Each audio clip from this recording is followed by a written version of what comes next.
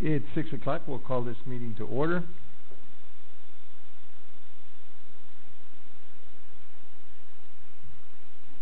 We'll turn it over to you, sir, for the Pledge of Allegiance. Mr. Amaya, members of the board, this evening we have cadets from the Navy Junior ROTC at Los Fresnos High School here to help lead us in the Pledge of Allegiance. At this time, I'm going to ask them to approach the lectern and introduce themselves.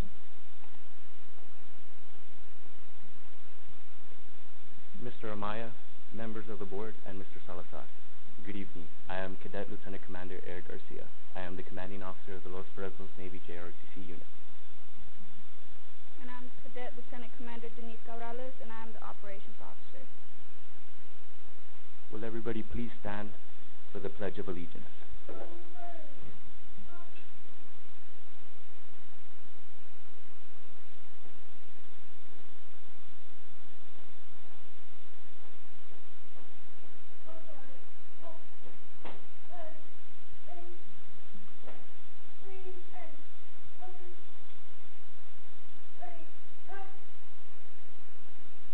I pledge allegiance to the flag of the United States of America and to the republic for which it stands, one nation, under God, indivisible, with liberty and justice for all.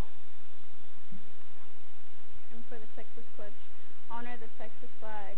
I pledge allegiance to thee, Texas, one state, under God, and one indivisible.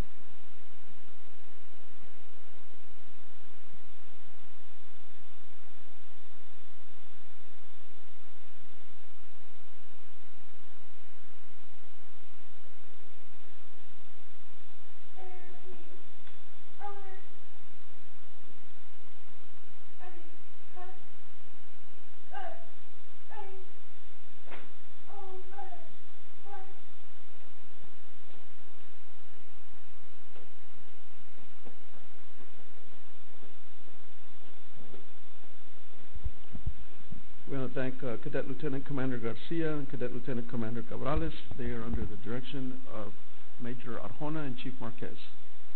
Thank you again. Ms. Garcia, can you assist us with roll call, please? Yes, sir. Mr. Jesus Amaya? Present. Mr. Leonel Garza? Mrs. Sandra Garcia, I'm here. Mr. Martin Castillo, who's not present today. Mrs. Darlene Peterson? Present. Mr. Ray Farias? Present. Mr. Ruben Trevino? Present. Mr. Gonzalo Salazar? Present. And Ms. Elizabeth Neely? Present. Thank you, Ms. Garcia. I think we start this evening with a public hearing on the Financial Integrity Rating System of Texas. Mr. Salazar. Mr. Maya, members of the board, at this time I'm going to turn things over to Mr. Young, our Chief Financial Officer, who will give us information, give us an overview of this accountability measure on our finances. Mr. Young.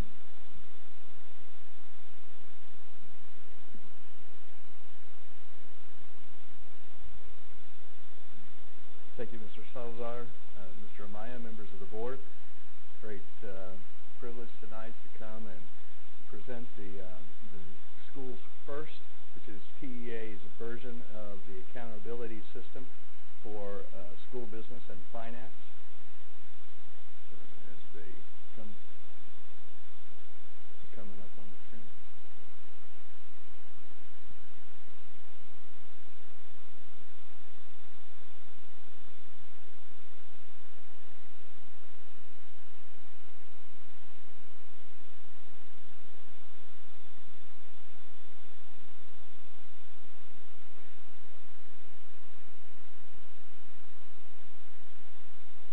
This is a public hearing, so we will give a brief presentation on the ratings indicators, and then the public will have a chance to ask any questions or make any comments.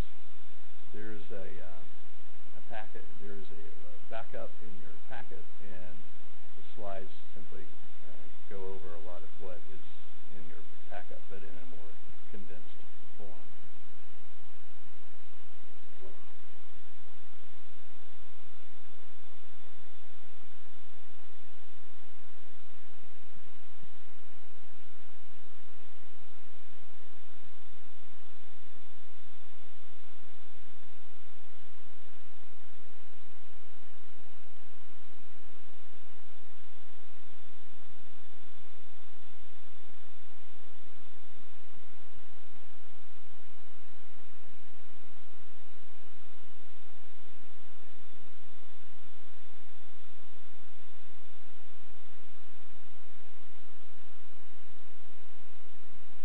Mr. Young, there might be someone, since it's a public hearing, there might be one or two people who would like a copy of that, at least while you're getting that going. That way you could get started in some of these. Sure.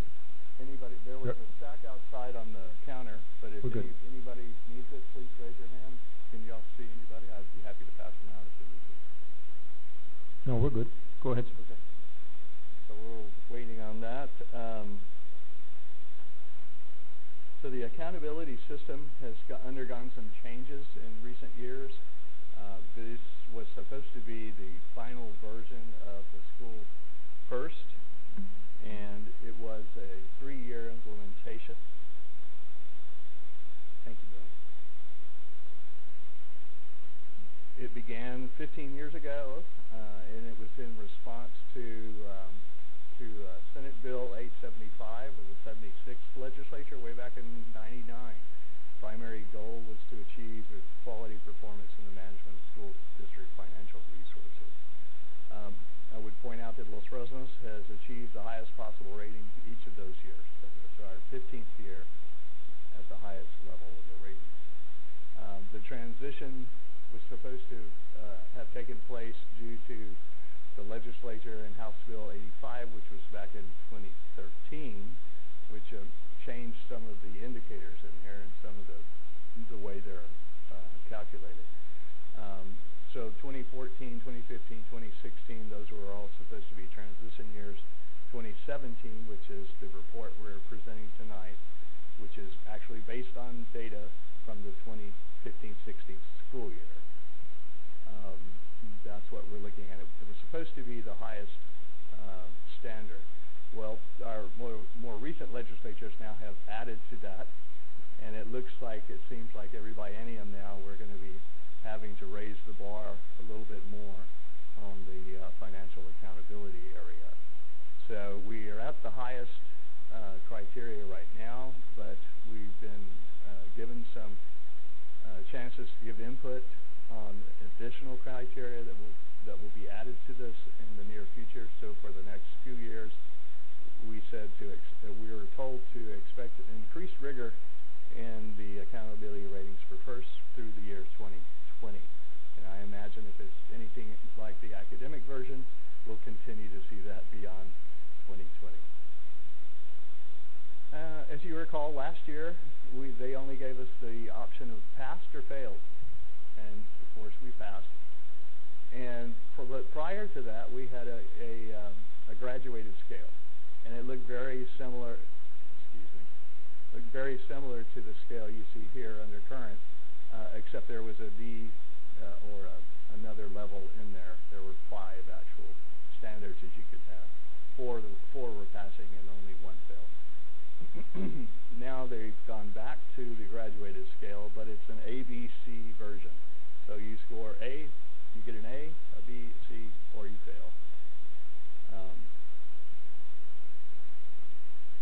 They're still critical indicators. The first 5, which there really are 6, but they took number 2 and made 2 indicators out of it. But nevertheless, they call them 5 indicators.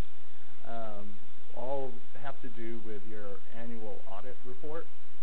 And if you'll see it, the top up here, you'll notice that was it turned in on time? Was there an unmodified opinion? Was it free of any instance of material weaknesses in internal controls? Of course, we answered yes to all 3 of those. If we had missed 1 or 2A, you would automatically be put on the substandard list. You would get an F automatically, regardless of how many points you scored.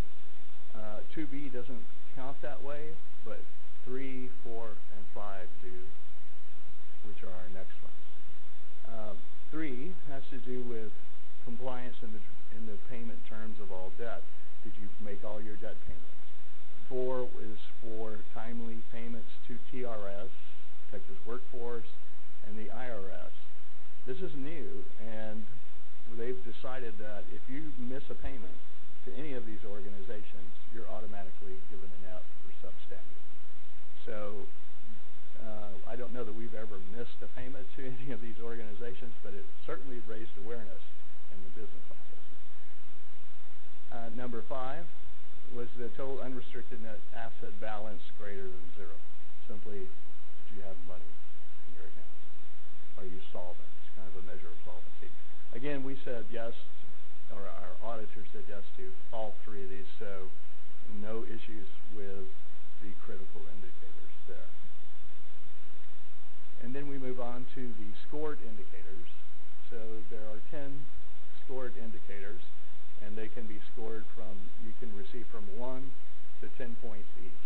So provided you passed all of the critical indicators, then the score that you receive, the total score, will reflect where you end up at what rating they assign you. The first are all very familiar. They've been on most of the first reports for quite some time now. Do you have cash on hand sufficient to cover in the general fund to cover operating expenditures?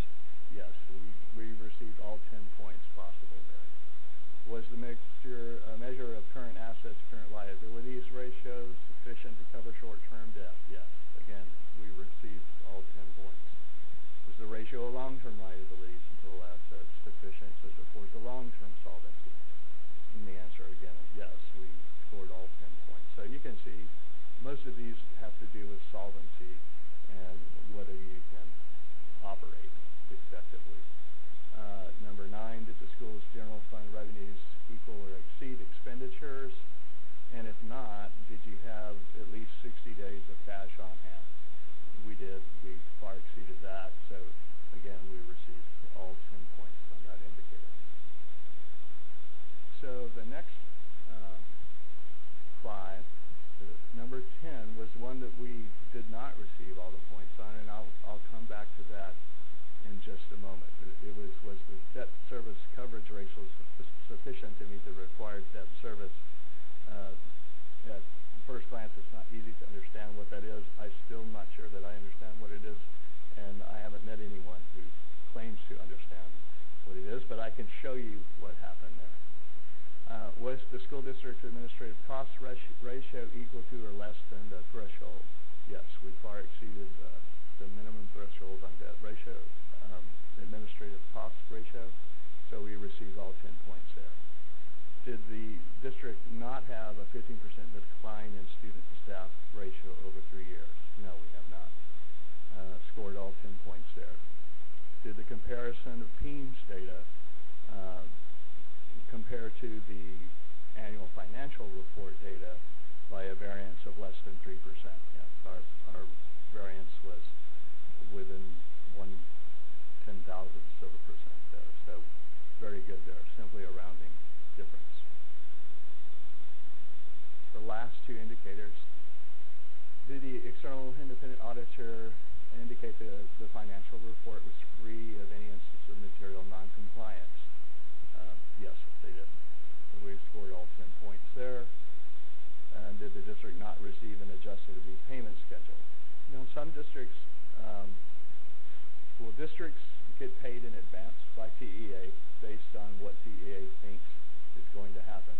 And occasionally TEA is off the mark, so you get more money than you should have gotten. They end up taking it back from you. If your financial condition is not strong, then a lot of those districts go back to TEA and say, hey, don't take all that money from me at one time.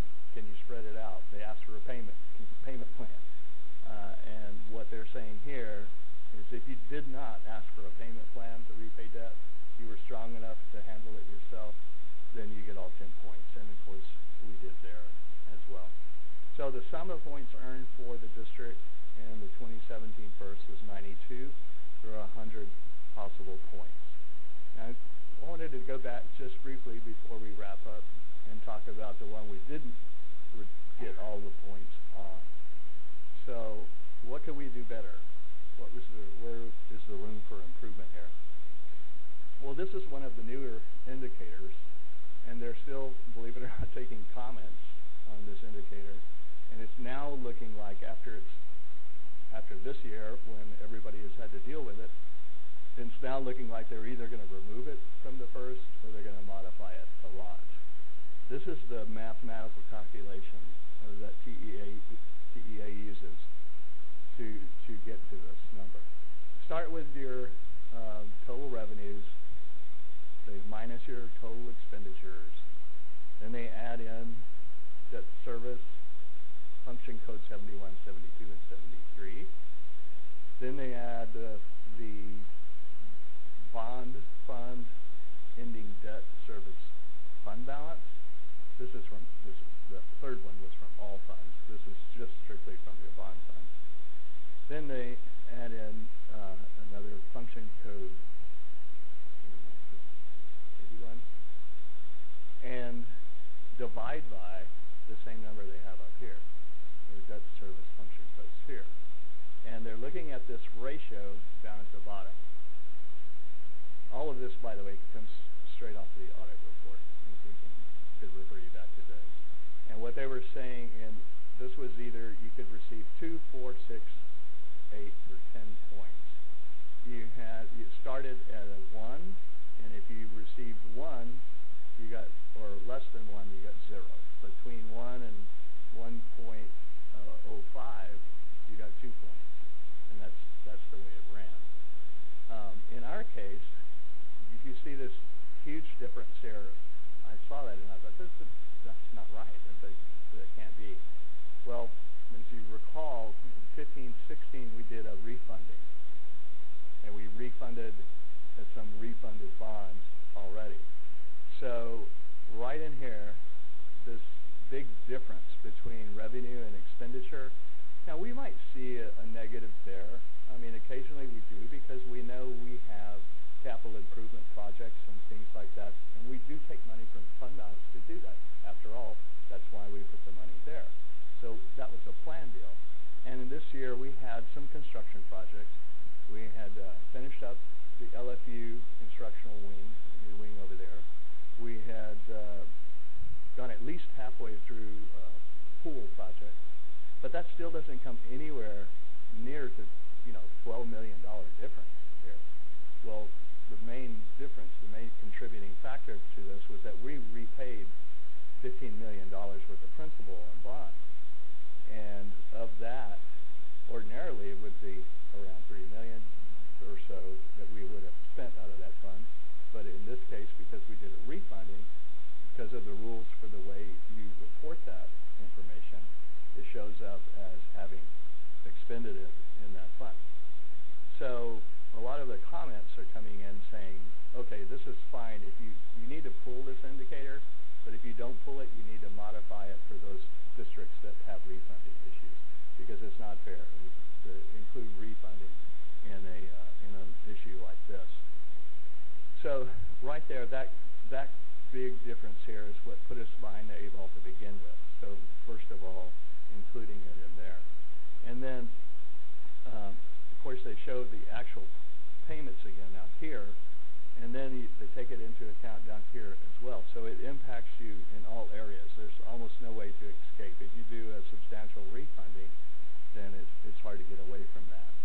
We went through and plugged in our most recent year. That, as a matter of fact, you'll be on schedule to receive the audit report for 2017 next month.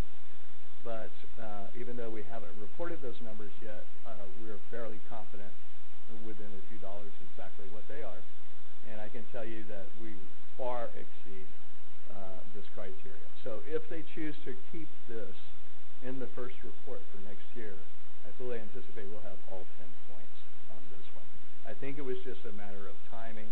Well, I know it's just a matter of timing that we did this refunding and they introduced this new indicator that year.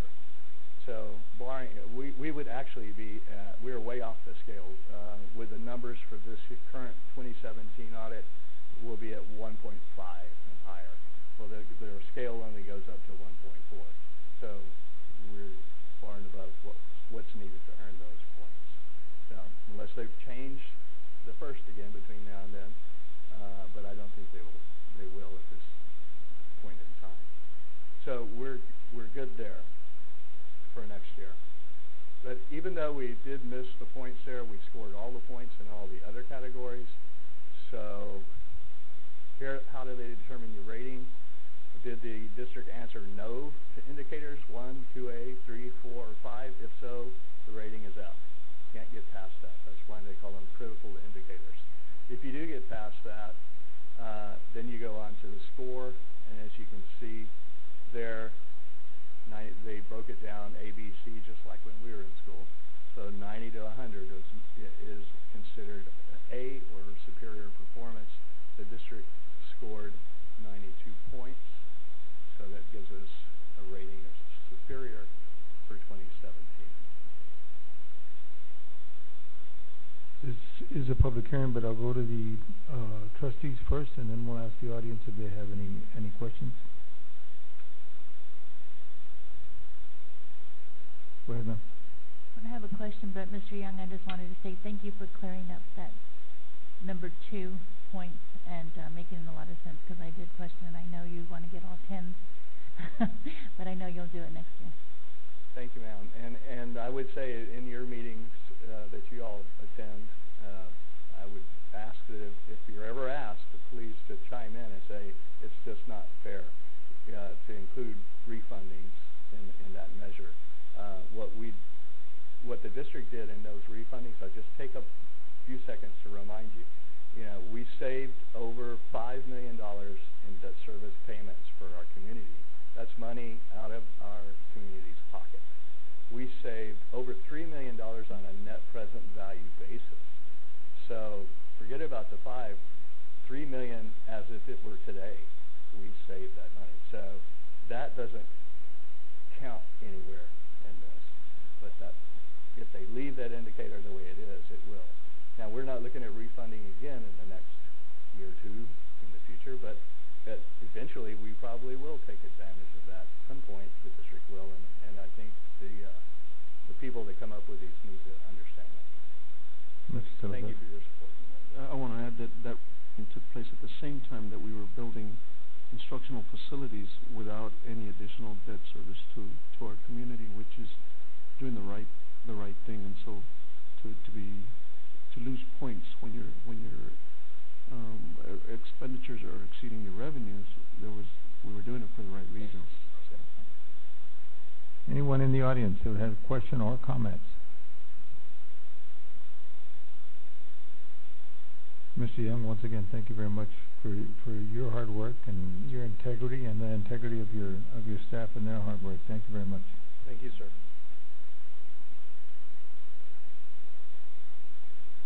Concludes the public hearing. We go on to election results. Mr. Salazar. Sorry. Mr. Amaya, members of the board, a recent election, during our most recent election, we had an uncontested board election, and this evening we will not be canvassing the election, but we do need to administer the oath of office and certificates of election for Mr. Ray Farias, position 3, and Mr. Jesus Amaya, position 4. Mr. Young is going to assist us with that. Mr. Young.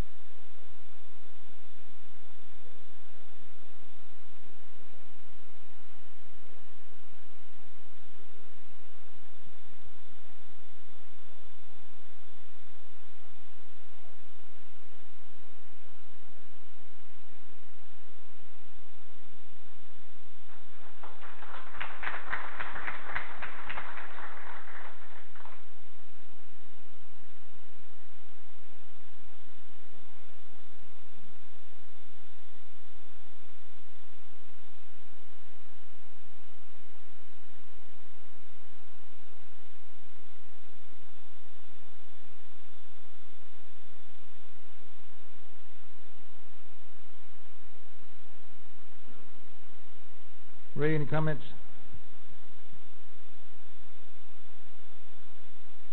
Well, there was a good election that you and I just won. Thank you.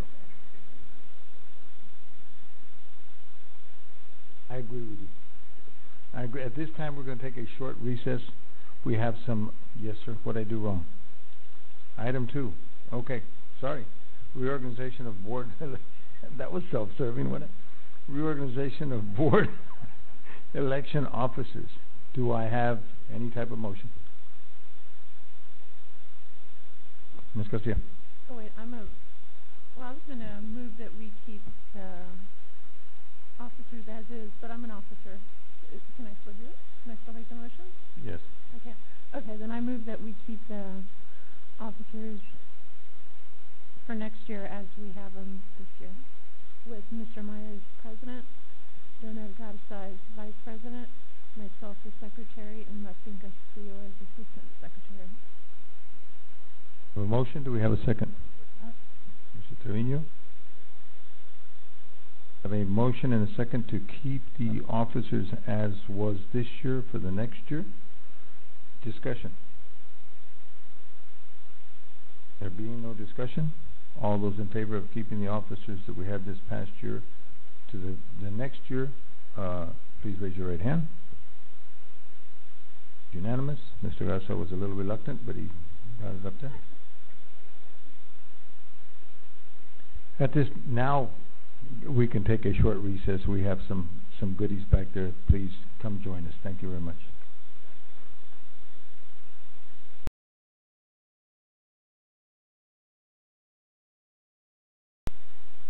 I'm going to go ahead and get started. Those of you who are still finishing up, please go ahead. There's still some stuff back there. It's not going to bother us any. We'll go on to item number 8, the 2016-2017 PB Moss report. Mr. Salazar. Mr. Maya, members of the board, each year we bring you the performance-based monitoring analysis system. It is another accountability measure that looks at how well our students perform in the programs that serve them. And this evening, Mr. Jimmy McDonough and Mrs. Ara Amaro Cibaja will present this information.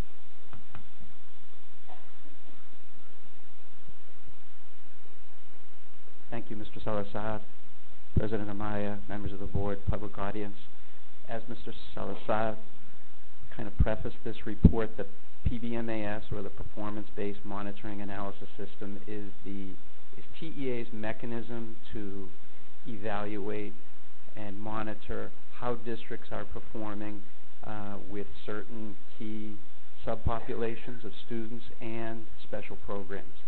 The 4 key programs that are detailed in this report specifically point to our bilingual ESL, our CTE, which is our Career Technology Education Program, ESSA, which is the Every Student Succeeds Act, which replaced the old NCLB, which targets our Title I and our migrant students, and also our Special Education Program.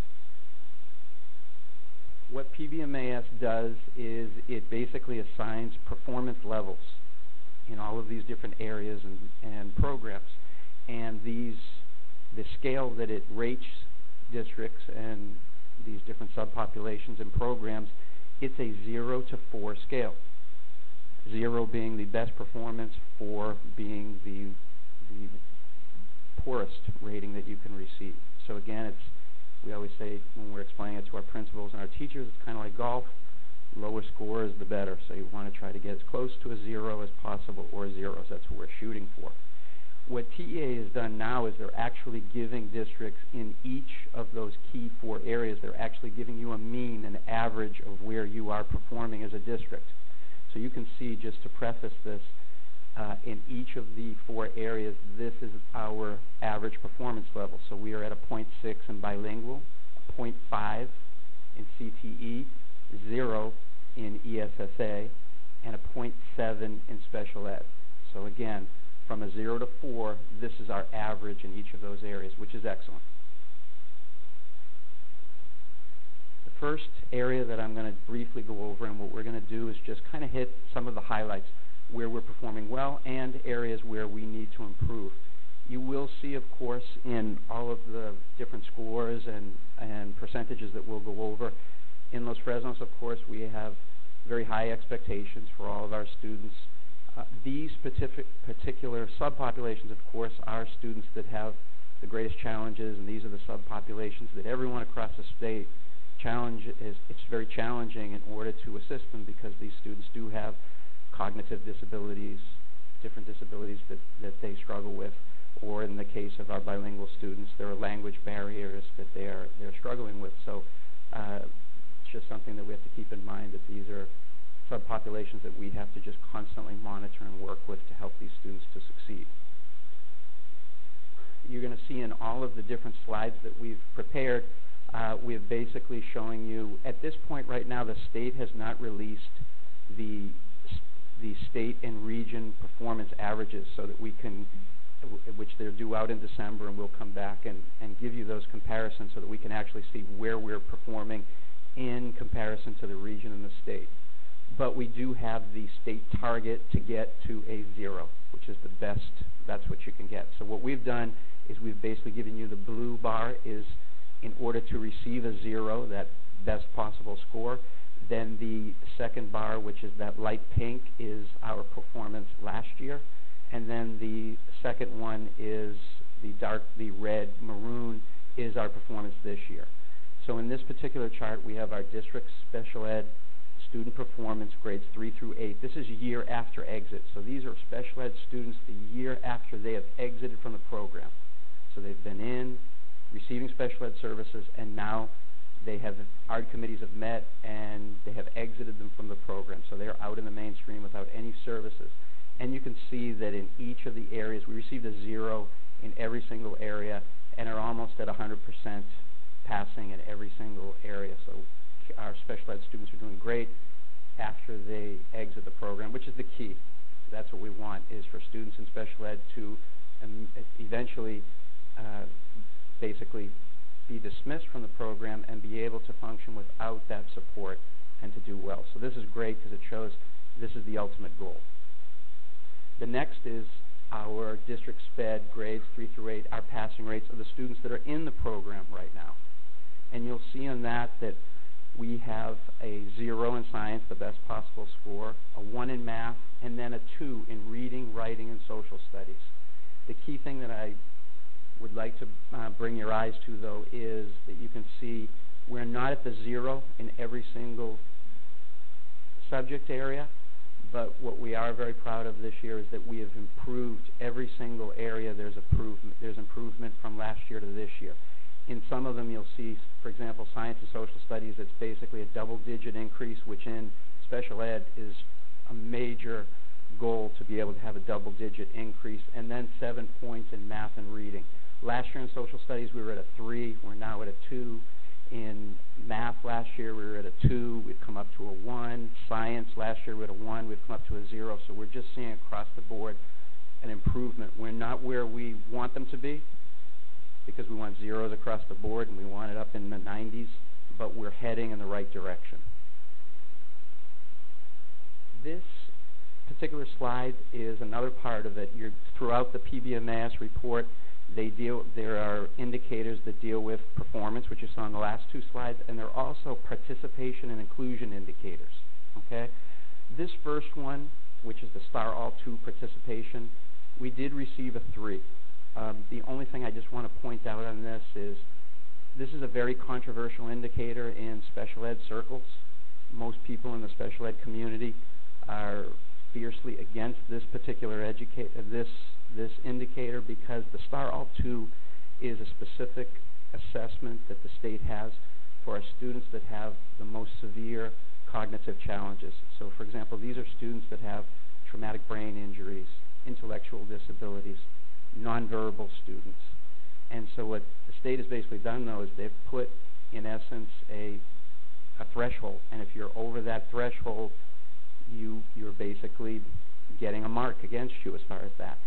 And this is not something that you can really manipulate as far as, and what we basically in Los Fresnos tell our art committees, we want you to make the decision that is best for the student. Mr. McDonough, and that threshold is a threshold for the percentage of students in special ed, the percentage of students that you're testing, and we're doing what's right for each student instead of... Exactly. Instead of, we're not going to manipulate this in order to manipulate this particular indicator. We're going to make the decision that's best for the students. And there's a lot of data that shows that this can be really skewed when you're dealing with a lot of rural districts where maybe there's not great prenatal care, things of that. There's a lot of factors that can go into that could maybe cause certain districts to see higher incidences of students with severe disabilities. So just a little note on that.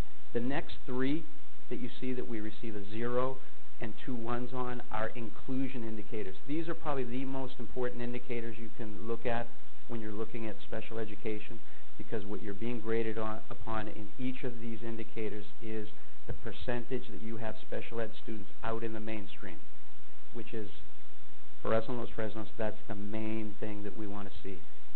All students, regardless of their disabilities, that they're out in the mainstream getting those opportunities, and they are basically being educated with their regular ed peers.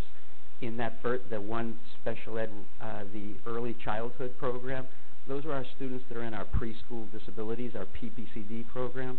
We used to have a 3. Just 2 or 3 years ago, we were a 3 in that category.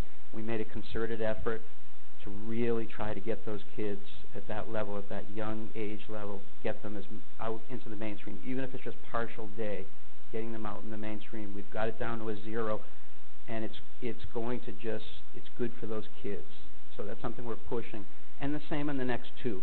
The special ed regular class for ages 6 through 12, this is the percentage of students that are out in the mainstream for more than 80% of the day. We're not at the 70% for a 0, but we did receive a 1, which is a solid rating in that. And then again for the 40%, which is those students that are in resource classes or a unit for certain percentages of the day. So again, what we tell all of our ARD committees, the main question that we ask is this student being given the opportunity to be educated out in the mainstream to the greatest extent possible? Next 2 indicators are basically our annual dropout rate and our special ed graduation rate. Both of them, you'll see we have an excellent rate, and we're at 0 in both. We did meet the graduation rate. We were at a 1 last year, went up to a 0. It was through required improvement, so we didn't hit the state target of 80%, but because we did improve from 75 to 77, we did receive a 0. The next category is our career and technology education program. And I just want to make a little note on this that you're going to notice in this particular area. Traditionally, the past 4 or 5 years, we've had 0s across the board in CTE. What we realized, though, last year was that with our subpopulations, with our LEP students and our special ed students, we had very low percentage of students that were special ed and our bilingual students that were taking a coherent sequence of CTE classes. And so it's something that we made a concerted effort last year to get those kids those opportunities so that they're in these career and technology education classes, which was great. What you're going to see is now maybe the scores for the CTE program, you'll see a dip in the scores, but again, we're making decisions that are best for kids, and those are the kids that really need to be in these career and technology classes, that they're in, but not just in a class, but following a coherent sequence. So you can see in this first one, the overall EOC passing rate for all students taking CTE classes, we received a 0 in every category. You can see that the percentage is over 90% in every single category except ELA. But you can see the slight dip because we have encouraged these different subpopulations to be placed into these classes and to receive that opportunity. We've done it, and more than encourage, we have to find ways, create ways of allowing them to participate in CTE classes, because a lot of these kids are already taking ESL classes, other classes, and remedial classes that fill up their schedule. So we have to create 0 periods and find ways of getting them into these classes that may not fit into their traditional schedule. Yes, sir. And in every single ARD committee, which is the annual meeting that we hold for every single special ed student at the secondary level, we have a requirement that they must address CTE and what are the opportunity, and explain to parents, these are classes, and to the students, these are the opportunities. So we're making sure that they're not losing out on that opportunity to go into some of these great programs that we have at the high school, okay? So again, you'll notice as far as this is our LEP population, okay, some of our bilingual population. You can see again, you'll see drops as far as in the performance. We're a 0 in everything except for a 2 in ELA. ELA, of course, is the area that we struggle with, everyone in the state struggles with on those 2 EOC tests. But again, if you were to look at the numbers, you'll see we were down in some of them on those. It's deceiving on those 2016 scores because it could be 20 kids, as opposed to now you'll see some of them in some of those categories. We went from 20 kids to 100. So we've increased the opportunities. Yes, you're seeing scores that CT is receiving because they have students that are trying to overcome these challenges. Economically disadvantaged, we're 0 in every single category. You can see again over 90% every single subject area except for ELA. Again, slight dip, but within that economically disadvantaged category, you have many students that are also, we call them they're double-coded kids, so they're kids that are also special ed or LEP are bilingual students, so you're seeing that again. But again, we saw in some categories, it was up 100 students more than were rated the year before. And then finally, special ed. This is, of course, the student group that we have to really target and support as far as passing the EOC. Again, we saw drops in the percentage. Again, those 2016 percentages were very misleading. Some of them were single digits of students, and now you'll see in all of them, in some of those categories, over 100 students. But again, it's not all of our special ed, it's not the entire special ed population, it's the 100 that at this point are following a coherent sequence. So that's just something to know when you're looking at those percentages. And then CTE performance indicators, this is to ensure, they're basically making sure that you are allowing students to take courses. They look specifically at non-traditional male course participation. We received a 0 on this, but again, they look at the number of males that are taking classes that maybe traditionally were not viewed as a pathway for males, maybe food science, things of that nature. And then on the other hand, female course completion, non-traditional, that females are taking part in your welding classes, different classes that maybe were not in the past viewed as a class that females are going. So it's good, even though we're at a 0, we're always watching that to make sure if we see a drop, are we making sure that we're not tracking kids by their gender or dissuading them from a certain path as far as taking these CTE courses.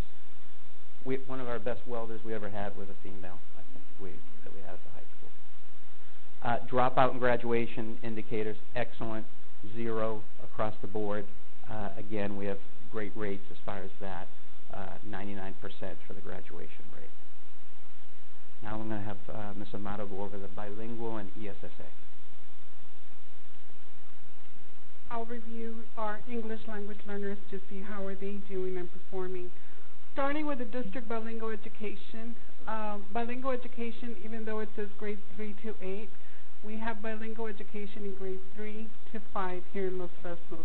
And then I'll let you know ESL is on grades 6 through 8. So first we're going to see the bilingual. It says 3 to 8, but again it's only 3 to 5. Passing rate, all the performance, we received a 0 in all the categories. If you look across in all subject areas, we exceed all state standards. If you look at reading and writing, we went low. We met the state standard, but we scored a little lower than last year. But every time we see the reading and writing follow each other, instructional purposes. It is difficult for our English language learners. These are the most critical content, the reading and the writing. We know we do listening and speaking, and reading and writing comes after. But they're doing fairly well, meeting their state standards. District ESL, now we have ESL in grades 6 through 8. These are some of our students who are a smaller group. Most of them have exited in the elementary, in the bilingual 5th grade, 3rd, 4th, 5th, we exit our students. We have an early exit program. Those who stay in the program in 6 through 8, it's a smaller group. Their value will be higher. They're having difficulty with the English language, so we can tell here in the math we received a 0 with required improvement. Even though we did not meet the state standard, we had a fairly good increase. We did receive a 63.6. They gave us a 0. In reading, again, reading and writing, they fairly go together. We had a 3, and in science, a 1, and social studies, a 3. We're working right now in social studies. If we look across in social studies in 8th grade, it's a difficult historical. They have to remember history, and some of them have not been exposed to it, so it's a new content for them. We're also doing social studies and content area and reading literacy to assist some of the students with this subject.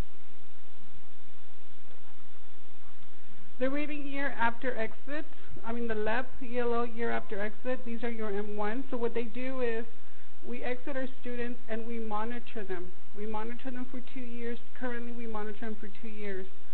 But PBMAS looks at their performance on their first year of exit. So how did they do after the first year of exit? We had a 0 in all categories. We look across grade 90s. Across, we still, the problem is still in social studies, but we're still over our state target. So many times, the students who exit after the first year are scoring even higher than the general ed population. So we know our program is working, and when they exit, they are being successful. Then we have our LEP not served.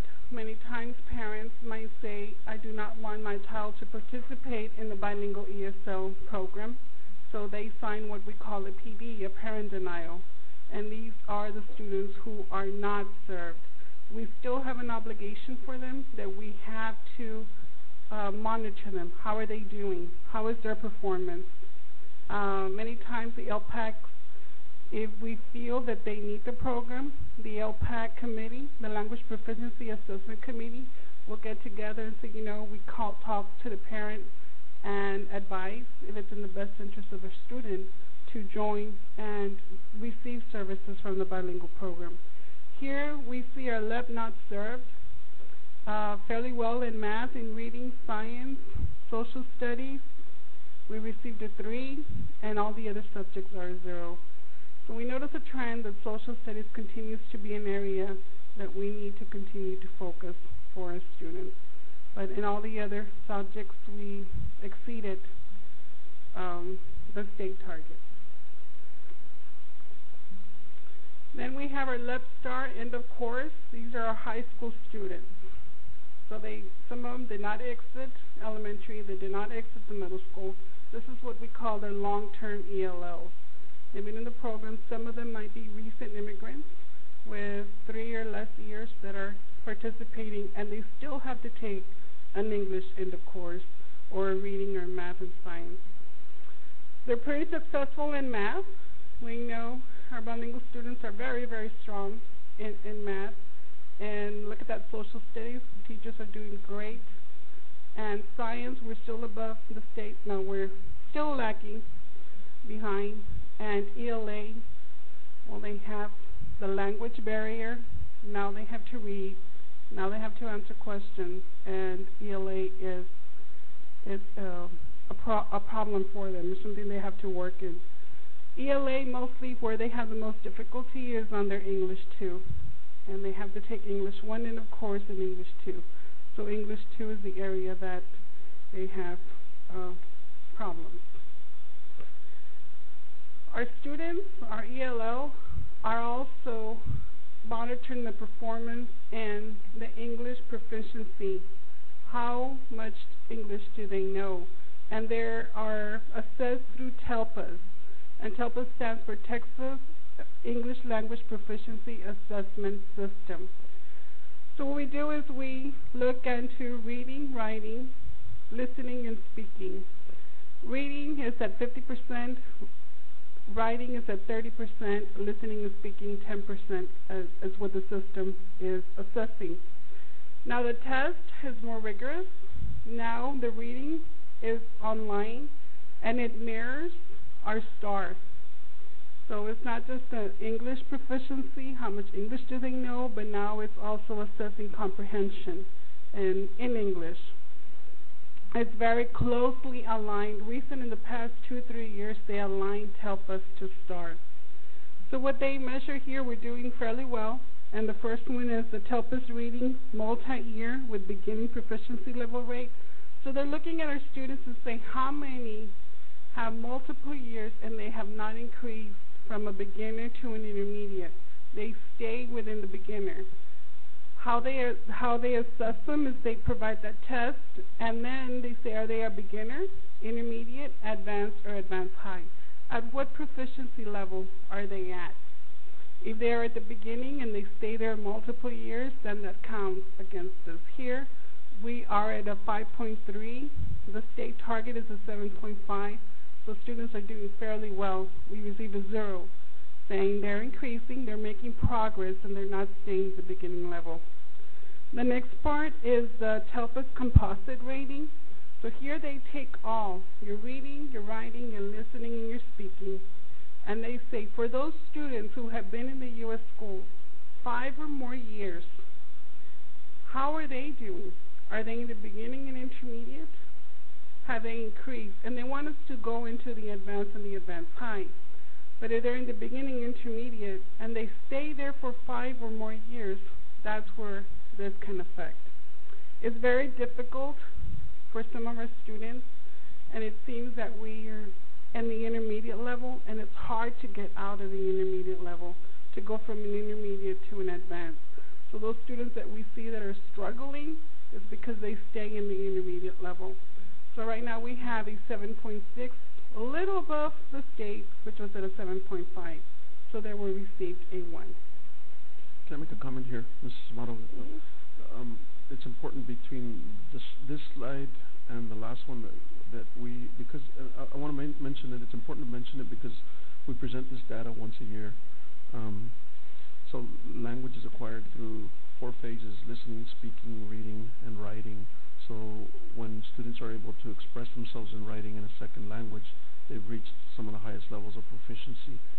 The problem is that the state does not, even though the state requires us to deliver instruction in the language that the kids are most proficient in, most of our recent immigrants are more proficient in Spanish, yet they have to take all tests in English when it comes to the state assessment, and they're not ready. The TELPUS will show, that will tell us, it's evidence that they're not ready to test in a second language, and yet the state does not provide a test in Spanish. The funding is not allocated to create a test in Spanish and do all of the validation and everything that goes with creating a new state assessment. And as much as we have tried in different committees at the state level to advocate for that, we have not been successful. But I think that as demographics shift across the state, others will begin to understand what we've been asking for a long time. And so I just want to put that out and make sure that you're aware of that, and that you know that we'll continue to advocate for doing what's right for students who are for our second language learners. Thank you. Continuing with, they also are looking at our LEP performance and dropout and graduation. And I'm happy to see the zeros. The dropout between 7th and 12th grade, we're always a year behind. So they're looking at 2016, we had 1.4. The state target was a 1.8, so there's a 0. So working on those task forces, we look at dropout recoveries, it's working. We have a 0 there. LEP, 4-year graduation rate, so we want our LEP students, our English language learners, to graduate within 4 years, like the general ed population. A lot of them sometimes take 5 years, but our goal is 4 years and we need to graduate. We had an 82% graduation, 82.3% graduation in 2016. We had a class of 62, and 51 graduated. So it's the goal of our LPAC committee at the high school that how many 12th graders do we have? That's our focus, and we make sure that we're going to assist in helping them, providing interventions for them to graduate. So we received a 0 and very, very happy to see that our students are doing well. The next performance system is the ESSA, Title I. And these are our migrant students. And they measure the end of course passing rate. These are a high school. And we look across, we have received a 0 in all categories, high 90s. It's hard to, once you reach those 90s, it's hard to maintain, but they're doing fairly well. ELA also 77.4. So these are our migrant students. And what is a dropout graduation? Again, our students, the dropout, we had a 1.0, we received a 0, and a migrant 4-year graduation, we had 100% of our migrant students graduating. So they did very well. The stages of intervention, so once we come across and we look, okay, what were we staged at and what do we need to do? We have to provide, if we are a stage, there's the stage 1 through a stage 4. The stage 1s, we have to provide interventions. We have to work on a plan of what are we going to do to target students, and we keep it on file. At any time, if the state will want to see what are we doing, we have to provide that within 24 hours. So we have bilingual ESL received a stage 1, CTE and special education also received a stage 1. Our migrants, ESSA, were not staged, so they didn't receive stages. And that concludes our PBMES presentation. Questions from the board? Comments? Mr. Salazar, comments? I just want to thank Mrs. Amado for all the work that you're doing. I know how closely you work with our LPAC committees, making sure that our some of our most neediest students and our special ed students. You're also working with those art committees to make sure that we're meeting the needs of the kids. Thank you for all of that, and Mr. McDonough, we appreciate all of the work that you guys are doing. Thank you for the presentation. If you all will stay there just a minute, I'm going to take just a few seconds here. I think most of us on the board have been here several years, and we see these reports come every year, and we see the numbers come every year. And I've been in areas where, you know, by law, this has to be done, this has to be presented, and you see areas where there's a deficiency. And I think going back, what makes you all special is that you see the deficiencies, and it goes through the district. It's not just brought to the board of, we're going to try to do this, we're going to create that. You do that with your planning, you do that with your professional development, you do that with your funding. And we've seen things change. And I remember 5 or 6 years ago, there was a big problem with our LEP students. 82% graduating in 4 years is unbelievable.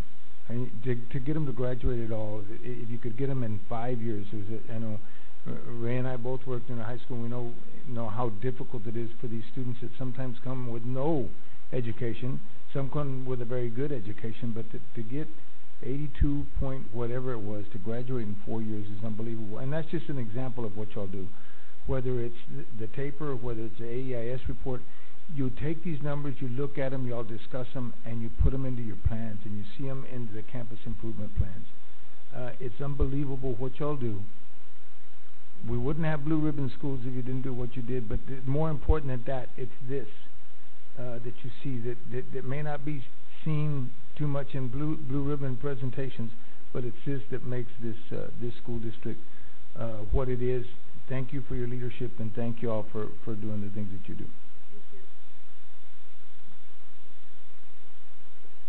I feel like we should clap.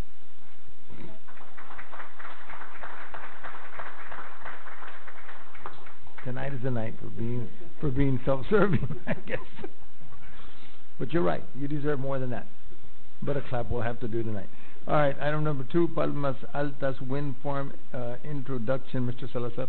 Mr. Amaya, members of the board, you will recall that in the past we've had other wind farms go up in the district. It's been overall a very good experience, and tonight we have Mr. Brian Dunneback of Acciona Energy with us to introduce a new project. Good evening, Superintendent Salazar, President Amaya, ladies and gentlemen of the board. I'm very thankful for being here tonight. Thank you for the invite.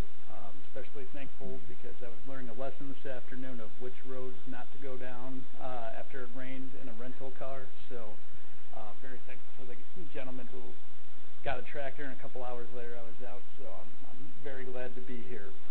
So the whole purpose of me being here is to introduce the Palmas Altos Wind Farm. I'm from a company called Acciona Energy. It may be familiar because we developed and constructed, we constructed the wind farm that's over by Bayview, the San Ramon Wind Farm, and I'll talk a little bit about that here shortly. Just a very quick introduction to Acciona Energy if you haven't heard of us before. We are an international company that works not just with energy but with infrastructure, hydrology, dams. The international company is headquartered in Spain. The North American headquarters, which is where I'm out of, is headquartered in Chicago. So we work in Canada, United States. Our other divisions, we have a Central American company and South American company as well. So well versed with the development of renewable energy. Our company operates wind farms in Oklahoma, North Dakota, Illinois. We also have a solar farm in Nevada. And I'll talk about the Texas project with San Ramon and what we have in development for the next couple of years with Texas here shortly. So just a couple other quick notes. We are the biggest company dedicated to clean energies that's not related to any conventional utilities, meaning that we don't have any fossil fuel plants in our portfolio. We're partnered with we had a division that constructed wind turbines.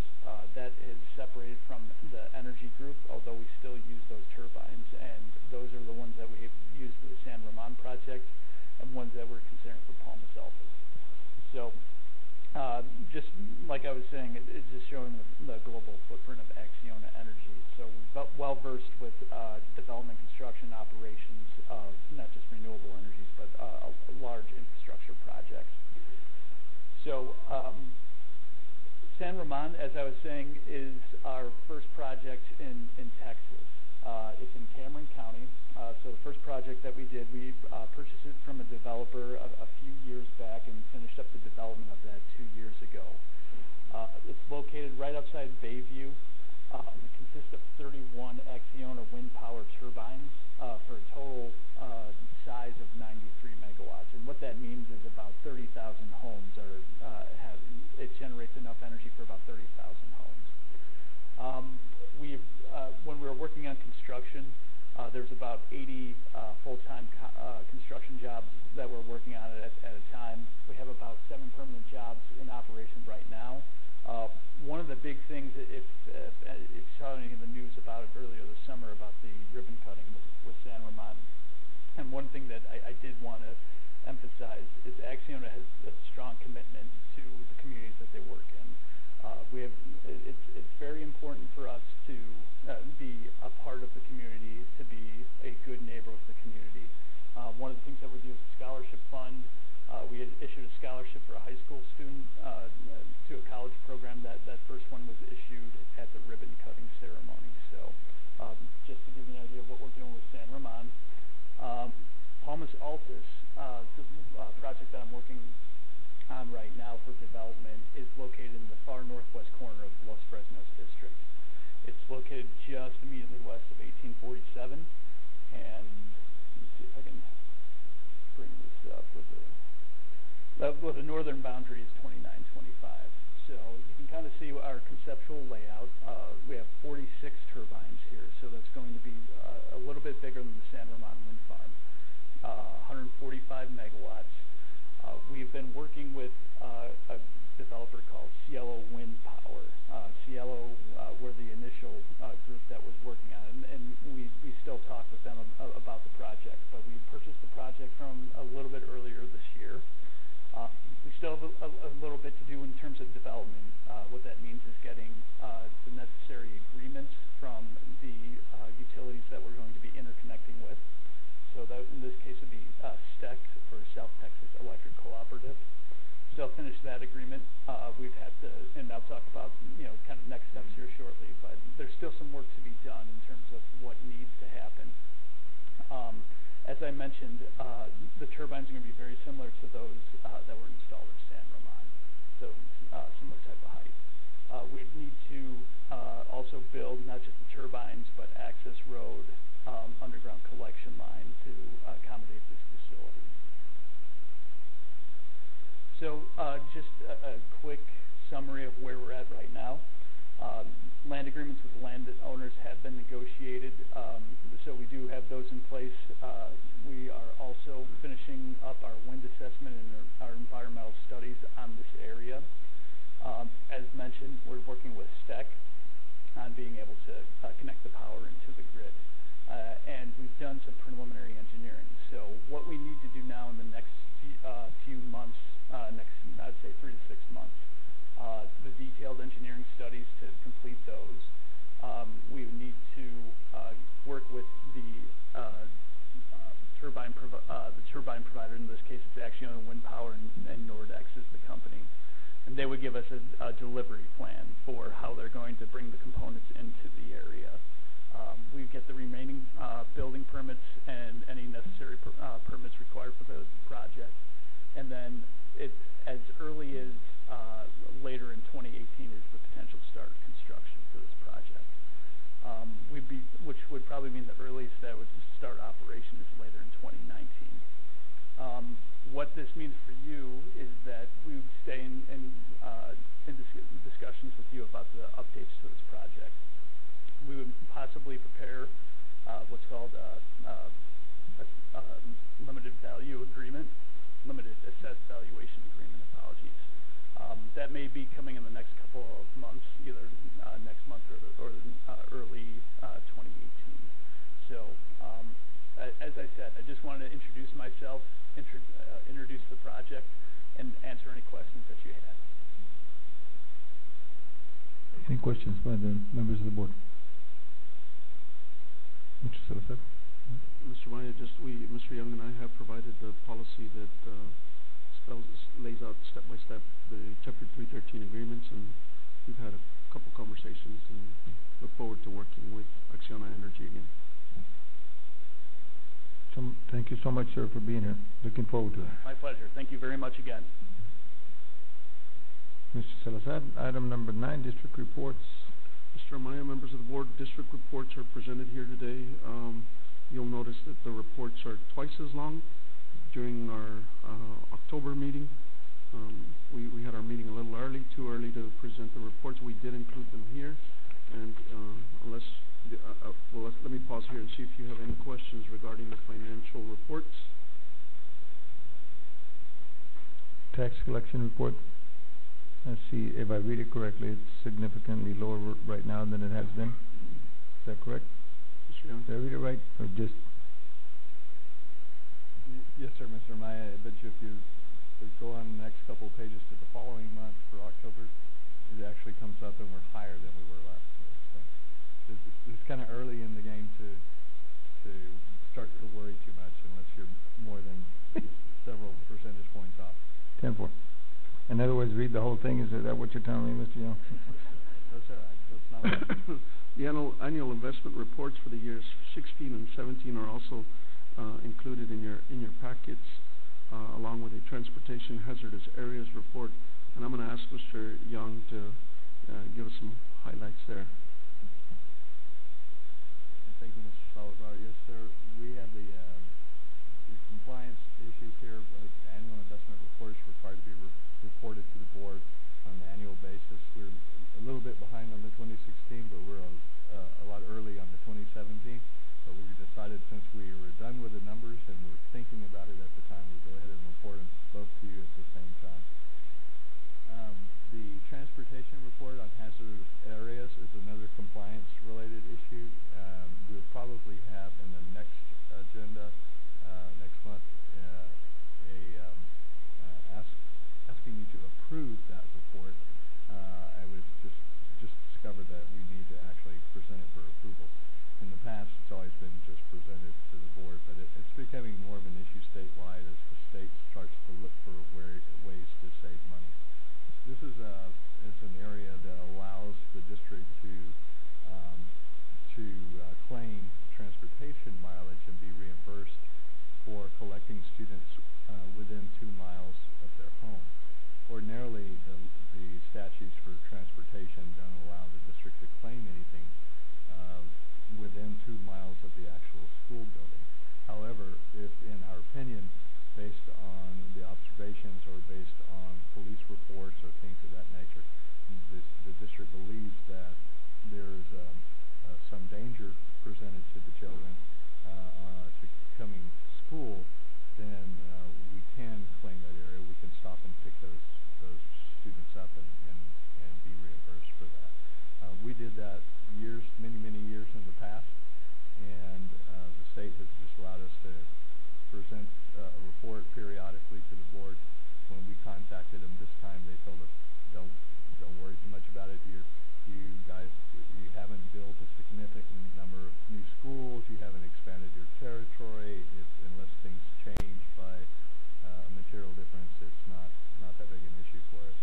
But nevertheless, since we couldn't actually find the original report where it was reported to the board, we felt better that we could bring it to you now, give you a chance to look at it, and over the next few weeks, if there's any questions, we'll tackle them and then bring it back for approval next month. Thank you, Mr. Young. Item 4, 78% of the students we serve come from economically disadvantaged homes, and what our teachers have to do a lot of the times is create the experiences that kids would otherwise not have. Field trips provide some of those opportunities to create experiences for kids that they would otherwise not have, and we've made a concerted effort over the years to make sure that we don't have a duplication of experiences as kids move from one grade level to the other. We've aligned our efforts so that they're not going to the zoo twice, 2 consecutive years, and again, we maximize the experiences that students would have when they're in our school system. Mrs. Amaro has been spearheading those efforts, and today we present our field trip report, and we've got some highlights, some new experiences that we would like to highlight.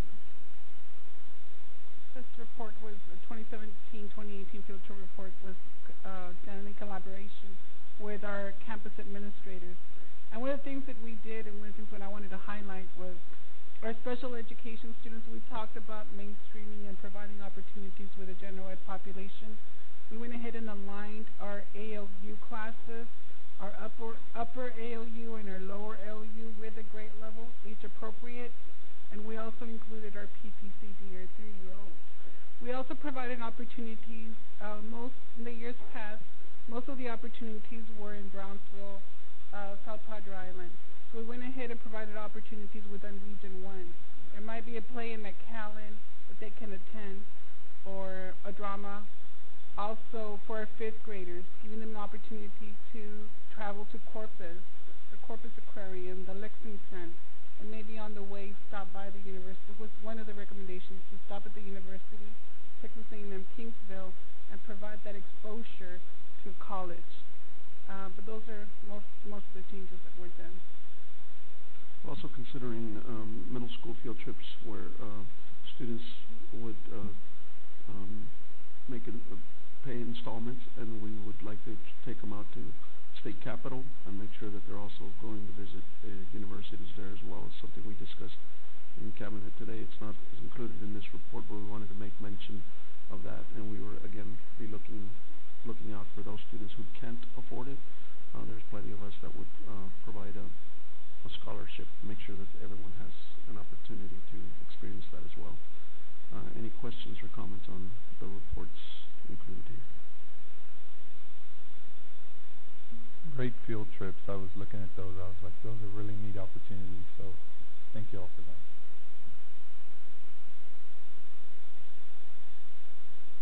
Anyone else? Item 10, public audience. For the first time in a while, we do have Ms. Gloria Casas have signed up in public audience. I'm sure this is about the Cameron County Appraisal District. Ms. Casas, you have been on the board for a long time, so you know I'm going to read this short couple of paragraphs. The board encourages comments from citizens of the district or from district employees. Anyone wishing to speak, either as an individual or as a representative of a group, may do so at this time. The board asks that comments pertain to public education issues and be no longer than 5 minutes. Remember that the board may not discuss or act upon any issue that is not posted on our agenda for tonight's meeting. If an issue mentioned is listed on tonight's agenda, the board will defer discussion until the appropriate time during the meeting. Ms. Casas. Well, good evening, and first of all, I want to congratulate the community and the re-elected board members. I mean, what a sign of support. I mean, after having been a board member for 22 years, when you have elections like this, I mean, it is just sends a loud message to the rest of our Rio Grande Valley. So congratulations, Los Fresnos. Secondly, I want to thank Mr. Salazar. First of all, he's been my partner. I could say partner in crime in helping the community. My 50 years in, I'm retired 2 years ago, and my 50 years in working have always been in human services, and I have always had so much support from Los Fresnos. I mean, it's just incredible. Thank you, Mr. Salazar. And basically, you know, I had come, I believe that God has you where He needs to have you, and I truly believe that He meant for me to sit here and see the beauty of Los Fresnos. I've always had a lot of respect for Los Fresnos, and I kind of wanted to put a face to the name. Of course, you know, when you come to make your vote for the position for the Cameron County Appraisal District, and for those people who did not know me, I'm from La Feria, and I came over here basically for that. But you know what? I was the winner to sit here and to see this. I mean, it just makes my heart happy. And as I said, we've copied Los Fresnos in many, many projects, thanks to Mr. Salazar always lending a hand out to La Feria. And I have had the privilege of serving with the Cameron County Appraisal District for a couple of months. In January, I was sworn in to, definitely not to replace Mr. Noe Diaz, I mean, but he had left pretty big shoes for me to fill. But it's been very interesting to me. This appraisal district, I never really knew what it was, but I've been very privileged to serve with this, and it just so happens they're here, and I was like, oh my God, I've been so impressed with what they do for our region.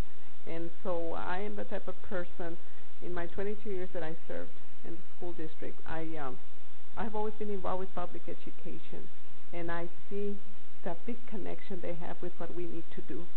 And so I ask, you know, that you, as I said, you will make your decision, and I'm sure you'll make the right decision, but I just wanted to put a face to the name of Gloria Casas.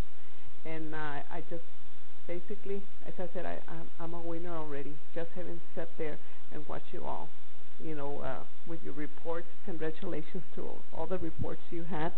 Just, Los Fresnos is amazing. And I've always told Mark Mann, the city manager, because I work very closely with him also, I said, if I ever was to move somewhere else, and I'm saying it not because I'm in Los Fresnos, but Los Fresnos would be my second choice for a home. I'm from Harlingen, when we chose to live in La Feria. But if I had a second choice, I think I would have moved to Los Fresnos. So with that being said, my congratulations to the community and to everybody. And now you put a face to a name when you make your decision. And I'd like to leave my little, I have a business card. I've retired. My husband still wonders if I'm really retired, because I'm always morning meeting, lunch meeting, 4 o'clock at Starbucks. But I want to leave my business card, because now I've devoted my 24/7 to a financial literacy. And I am very super involved with financial literacy. We got our first grant of building a coalition. So I'm going to leave you my business card. If I can be of any service, I'm here. Mr. Salazar knows that he can always pick up the phone and call me. Thank you so much. Thank you very much for your kind comments, ma'am. If you can just leave those, I'm sure that we'll get them. Thank you very much, Ms. Costa.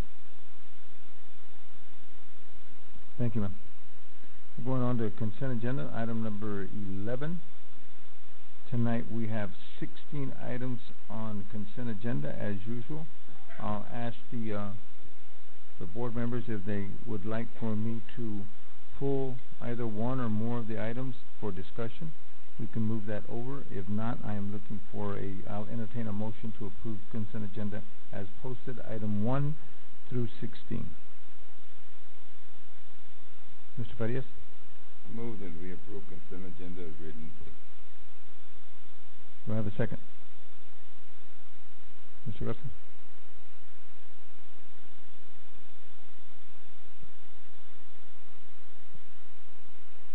I have a motion and a second to approve consent agenda as written, items 1 through 16.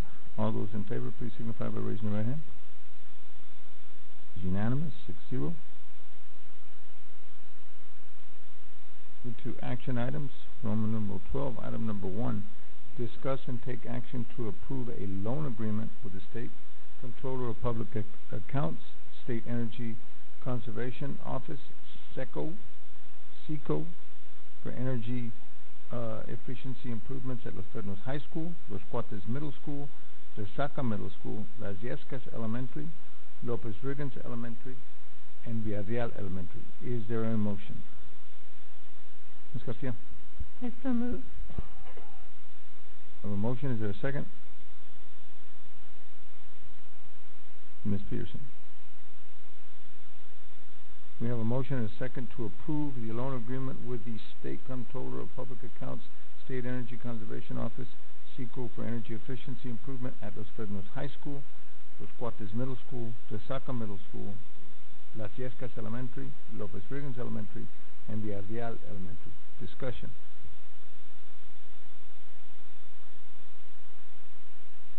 There being no discussion, we have a motion and a second, as I just read. All those in favor, please signify by raising your right hand. It's unanimous. Item number 2 under action items. Discuss and take action to approve out-of-state student travel. The Fresnos High School cheerleaders to Orlando, Florida, February 9th through the 12th, 2018. Is there a motion? Ms. Peterson? Cheryl, go ahead. The out-of-state student travel, Los Fresnos High School cheerleaders to Orlando, Florida on February 9th to the 12th, 2018. We have a motion. Do I have a second? Mr. Trevino. We have a motion by Ms. Peterson and a second by Mr. Trevino to approve the out-of-state student travel. In this case, the Los Fresnos High School cheerleaders traveling to Orlando, Florida, February 9th to the 12th, 2018 of next year. Discussion. There is no discussion. We have a motion and a second. All those in favor of approving this item, please signify by raising your right hand. It's unanimous. Item number 3, discuss and take action to approve the proposal by the Cameron, I think that should probably be Cameron County Appraisal District, is that correct? For renovation of approval district headquarters. Is there a motion? Mr. Trevino. We have a second? Ms. Farias? I have a motion and a second to approve the proposal by the Cameron County Appraisal District for renovation of appraisal district headquarters. I apologize. Discussion? There being no discussion, there's a motion and a second to approve the proposal by the Cameron County Appraisal District for renovation of the appraisal district headquarters. All those in favor, please signify by raising your right hand. It is unanimous. Item number 4, discuss and take action to approve the resolution to vote for Gloria Casas or Antonio Zabaleta to hold position number 8 at the Cameron County Appraisal District Board of Directors. Is there a motion? Mr. Garza? I move to approve the resolution to vote for Antonio Zabaleta to hold position 8 at the Cameron County Appraisal District Board of Directors. I have a motion. Is there a second? Ms. Garcia? I'll second.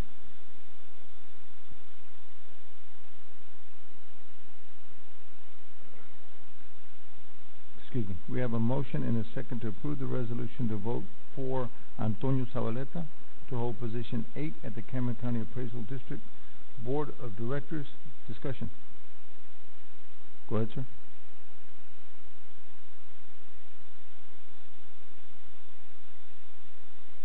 not until we decide this one. We have a motion and a second on the floor right now. We can have a discussion. I'll hold. Any discussion on the motion? Let me clarify the motion. Our motion, as written, is to vote for Gloria Casas or Antonio Zavaleta, and a motion has been made and seconded to vote for Antonio Zavaleta to hold position 8 at the Cameron County Appraisal District Board of Directors. Discussion. All those in favor of Mr. Antonio Zavaleta, please signify by raising your right hand. All those opposed? We have a vote of 4-0-2, 2 abstaining. Is that correct? Okay. So our resolution should be for Mr. Antonio Zavaleta. Excuse me?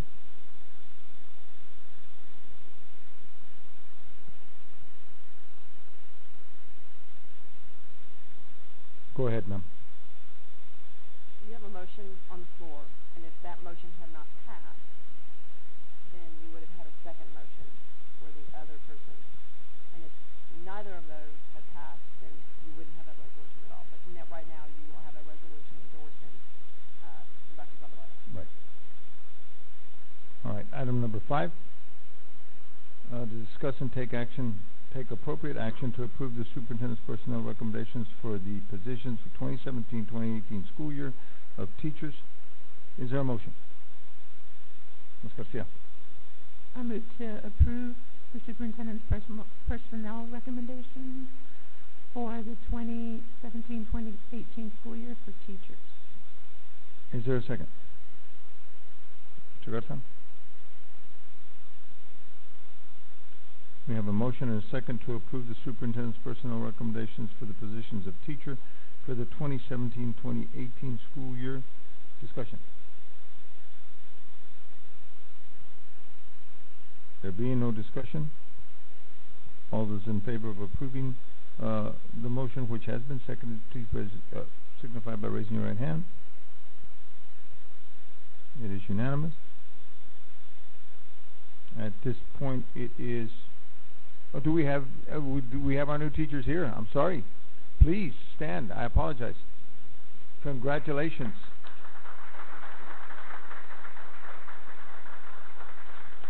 Welcome aboard. We apologize for the lengthiness of tonight's meeting. Usually it's not this long, but congratulations. We're going to come out and meet you as soon as I read this short advertisement. And we're going to go into, it is 7:49. We're going to go into closed session pursuant section 551.071 and 551.074 of the Texas Government Code. We good?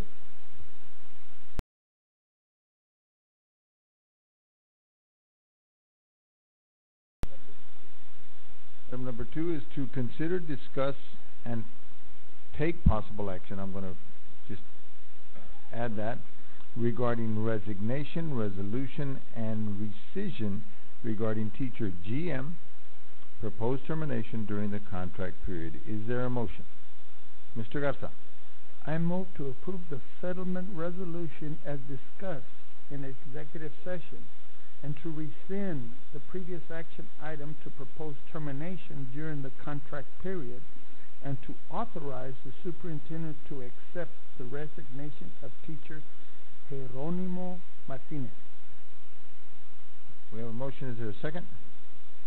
Mr. Trevino. Second, as read by Mr. Garza. Discussion.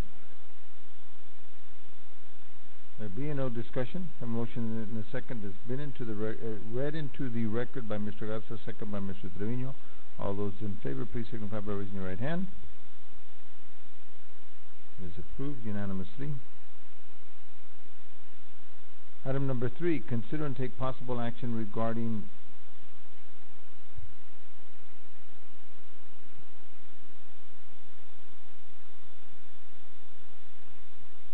I misread. Is that what y'all are trying to?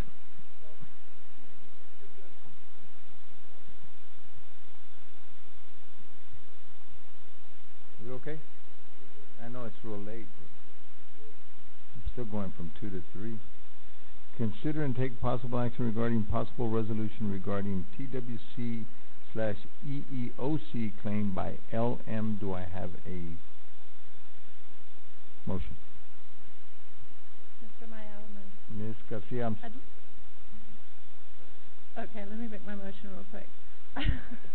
I move to authorize a counteroffer on the settlement resolution as discussed in executive session and to resolve the TWC EEOC complaint for Ms.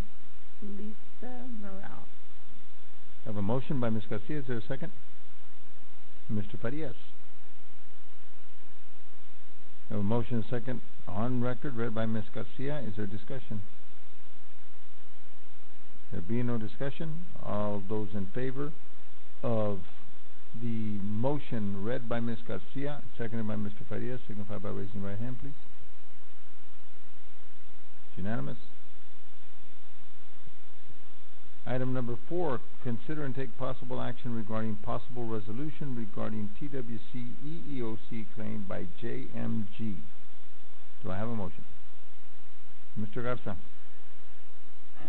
I move to approve the settlement resolution as discussed in executive session and to resolve the TWC EEOC complaint for George Metzger Galarza and to authorize the superintendent to take all action necessary regarding settlement resolution on behalf of the Board of Trustees.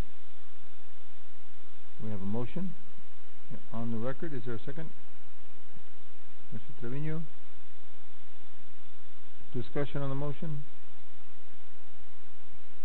There is no discussion. We have a motion and a second regarding a possible resolution as read by Mr. Garza. All those in favor, please signify by raising your right hand. It is unanimous. Mr. Salazar, announcements.